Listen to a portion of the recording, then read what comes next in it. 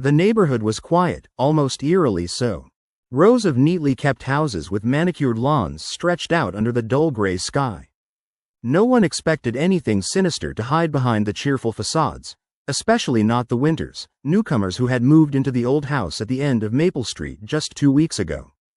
Lila and her younger brother, Max, had noticed the Winters immediately. There was something off about them, an odd stillness in their movements, eyes that lingered too long when they thought no one was watching. Usually, the neighborly greetings were swift and polite, but the Winters kept to themselves, their windows perpetually shadowed, as if they had something to hide. It was a chilly evening when Lila, 9 years old, first felt uneasy about the Winters. She was returning home from a friend's house when she saw Mr. Winters in the backyard, dragging a large, strange-smelling bag behind him. She squinted, trying to make out what was inside, but the bag was too heavy and bulky. When he caught sight of her, he paused, a sickly smile plastered across his face, and waved. She hurried home, her heart pounding. That night, Lila couldn't shake the feeling that something was wrong. She told her brother Max, who shrugged it off. He was too young to get involved in neighborhood mysteries. But Lila's curiosity grew, and so did her anxiety. She decided to watch the neighborhood more closely, especially the Winters. Over the next few days, she noticed strange happenings. Shadows moved when they shouldn't. The smell of burnt flesh wafted faintly at dusk.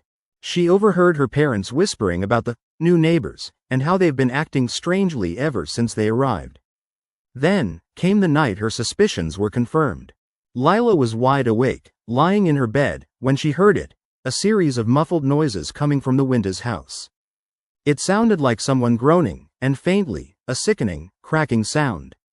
She crept out of her room, tiptoeing past Max, who was already asleep, and peered through the window blinds. What she saw made her stomach turn. Mr. Winters, illuminated by the dim porch light, was hunched over a long table inside his house. On it lay a collection of strange, grotesque objects, something fleshy and pink, freshly cut. He moved with disturbing precision, carving and slicing. His face was twisted into a grotesque grin, eyes glazed and wild. Lila's pulse shot to her throat. She wanted to scream, to run, but her body was frozen with terror. Suddenly, the door swung open. Mrs. Winters appeared, carrying a tray piled with what looked like human limbs. She placed it on the table, her eyes hollow, expression vacant. Her hands trembled as she arranged the parts, then turned to her husband with a strange, vacant smile. Lila backed away slowly, her mind racing. Whatever horrors they were hiding, she knew she had to tell someone, her parents, the police. But as she moved, she heard a faint shuffling behind her. Turning around, she saw Max, eyes wide with fright.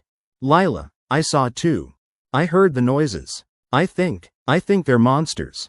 The siblings hurried back to her room, slamming the door shut. They hid under the bed, clutching each other tightly. Outside, the night grew darker, more oppressive. The next morning, Lila's parents went out early, claiming they needed groceries. That was the last time they saw the Winters. When neighbors tried to visit, their house was shuttered, windows boarded up. No one knew where they had gone, and the Winters' yard lay barren, unkempt, with strange symbols sketched into the dirt. Lila's family kept their distance, but the terror lingered. How long had the Winters been hiding their monstrous secret? Were there others like them? And what had they seen that they could never unsee? Weeks later, the police found nothing definitive. No bodies, no concrete evidence. The Winters had vanished without a trace. But every so often, on cold nights, Lila still heard whispers, mumbling from the shadows, warnings echoing in her mind. Beware the neighbors, because some monsters are hide-and-seek champions, lurking just beyond your view, waiting in the darkness for their next feast. And no matter how much they looked ordinary, some doors once opened could never be closed.